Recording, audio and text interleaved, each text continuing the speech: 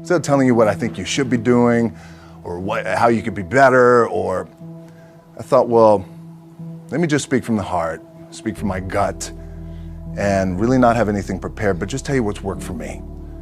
And maybe some of the stuff that's worked for me might work for you now, currently, presently, as you guys have your goals and ambitions, but then further on down the line, as you guys continue to live your life. This idea and this notion that you could be anything you want, and you can accomplish anything you want, right? We hear that. You've heard that from the time you were little boys. You hear that now. You're already incredibly accomplished. You guys know that. The thing that has worked for me is to remember the hard times. So, and I'm sure you guys all have your processes, and again, I'm gonna tell you what's worked for me. So before a big movie comes out, before, back in the days when I was wrestling with WWE, a WrestleMania match, anything big that would happen, I would always take a moment and I'd just remind myself, all right, I was evicted when I was 14. We were kicked off the island. We couldn't live in Hawaii. Had no place to live. A lot of shit happened then when I moved to Nashville. I was arrested multiple times by the time I was 16 years old. I would remember that, and it allows me then to be present in the moment and understand, holy, the stuff I have around me right now, this is the shit that I dreamed of when I was a kid. I am here. I played for University of Miami, played for great teams. Warren Sapp, Ray Lewis, they were my teammates. They were balling. Warren Sapp was playing tight end that time. I was starting defensive tackle. Yeah, they moved him over to D-line. And he looked at me, he's like, yo, dude, I'm gonna take your spot. And I said, you ain't taking my spot. He said, I'm gonna take your spot. I said, no, you ain't. We battled, and he took my spot. Now you can imagine how that with me, because there goes my opportunity. He went in, switched to defensive tackle, lit the world on fire. Well, what that did, it crushed me, it crushed my dreams. I had a piss poor senior year, zero production, no NFL, no combine invite, nothing. Finally went to the CFL. Calgary Stampeders, making $250 a week Canadian. Now I had to send that home to my wife at that time. Had no money.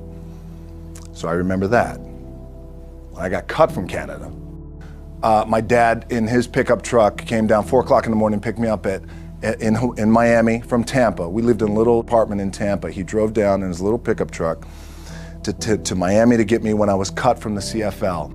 And I thought, well, I leave home like you guys left home. I'm ready to tackle the world, to get after it, achieve my dreams and goals. Crushed by 22, 23 years old. Now I gotta move back in with my mom and dad. I played on great teams though. Wait a second, this is not supposed to be my future.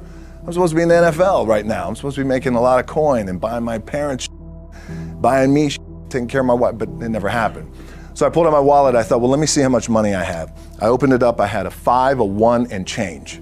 Well, at least I rounded up to $7. But I thought, God, ain't this a bitch? I got $7 in my pocket. Where the f do I go now? What do I do? I can't go back to CFL. The point comes where you hear that voice, the big run's over. Like, you're done, right? So I heard that voice. So as Coach was saying, man, I hold on to that. I'm telling you, I keep my back is up against this mother. We laugh, we joke, we have a good time, but my back is still up against this mother. I do not forget it. What this also helps me do, and again, it works for me, is at some point, you gotta be tired of not being number one.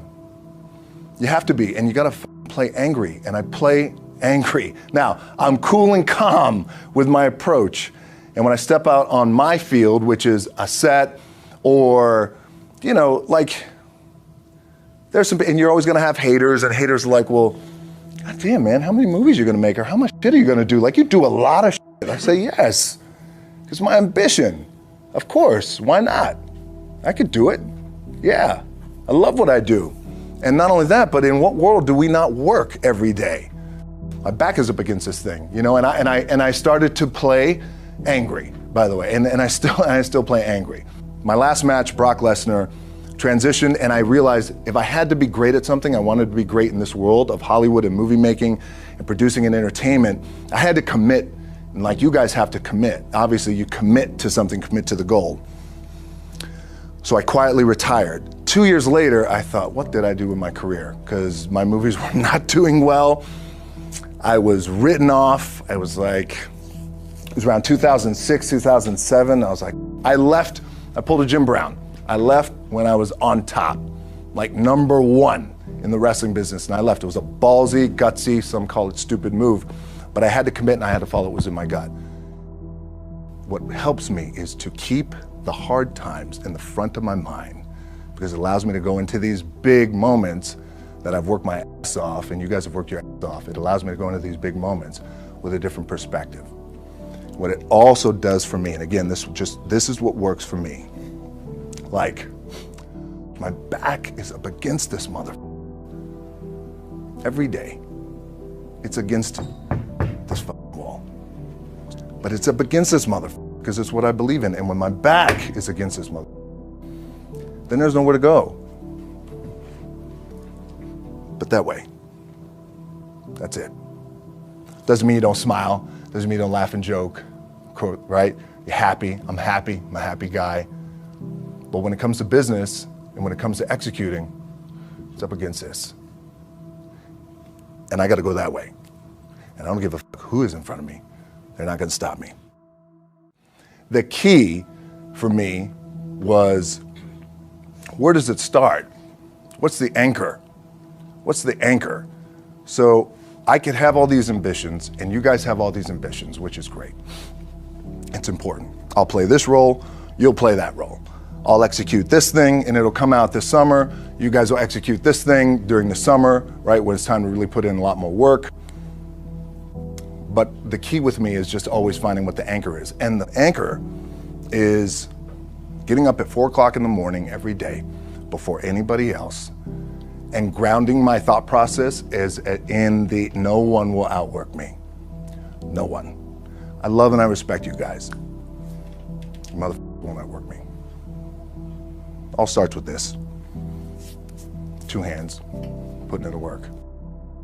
My last match in WWE, I'll share this with you guys too, is that, again, because there's a little bit of takeaway here from all this, is I wrestled John Cena, and I went in, I think it was 2013, I went in WWE champion, and we went in MetLife Stadium. We had a record-breaking attendance, which was amazing that night. We accomplished our goal. So I wrestled with John Cena. We had 45 minutes planned for the match.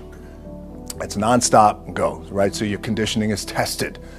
And at that time, I wasn't full-time in WWE. I was just doing these spot matches where I was still shooting G.I. Joe, I think, or Pain and Gain at that time.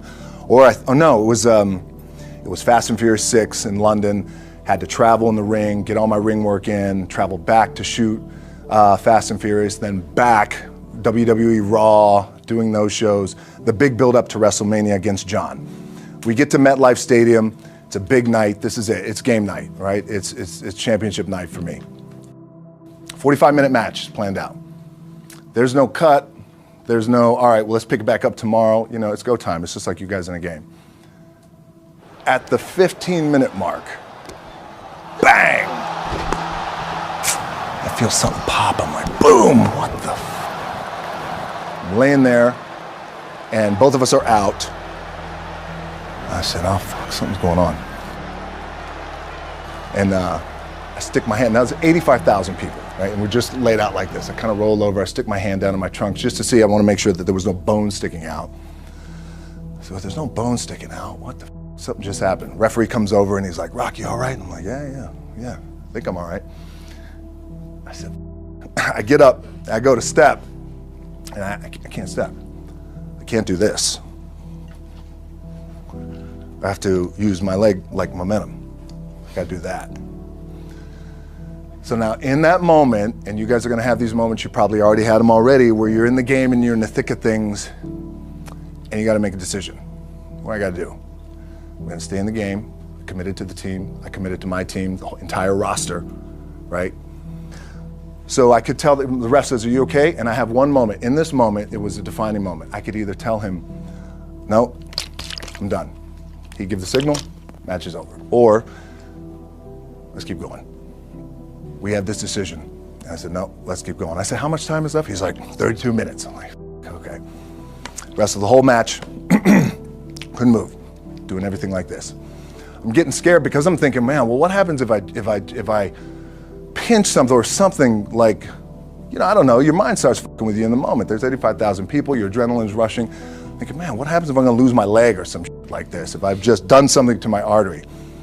Final move of the match is his big finishing move. And I remember I'm getting up and I'm turning like this because I have to fall into him. He's gonna hit me with his big finisher. I remember turning into John and he says, and I remember thinking to myself, God, please don't let this be too bad. Just take care of me. Take care of me. Bang! I feel boom! Now I don't know what just happened. Now luckily the match is over. He pins me, 1, 2, 3. Comes in the back, I get to the back, I can't move. Now I'm getting a little nervous. Get on a jet, rushed home to my doctor's down in Florida, and get an MRI, find out that I have completely torn my adductor, the top of my adductor and my top of my quad off my pelvis. What I was proud of was to walk out on my own, but not only that, but in this moment where the odds are against you, people are watching, your team's depending on you, you either say, I'm done, or this whatever the is going on, it's temporary, and it may fuck me up at some point down the road. But I'm not gonna let this opportunity go by without giving it my all. As you guys know, there's nothing you can't accomplish. You're gonna go on, you're gonna become world champions. The key for me, what I think one of the keys is, remember where you came from, keep that in the front of your mind, and when shit goes bad and it goes sideways, a lot of shit does, you're getting booed out of the building, or you're coming through this injury, or people are writing you off, oh, you guys ain't make it, any of that. You gotta keep it in here. And it really has to, it should drive you. It should. It works for me. It should drive you. You got all the talent in the world. It's all here. Really, the two things I want to say are, you gotta be the hardest workers in the room. And don't f the opportunity up.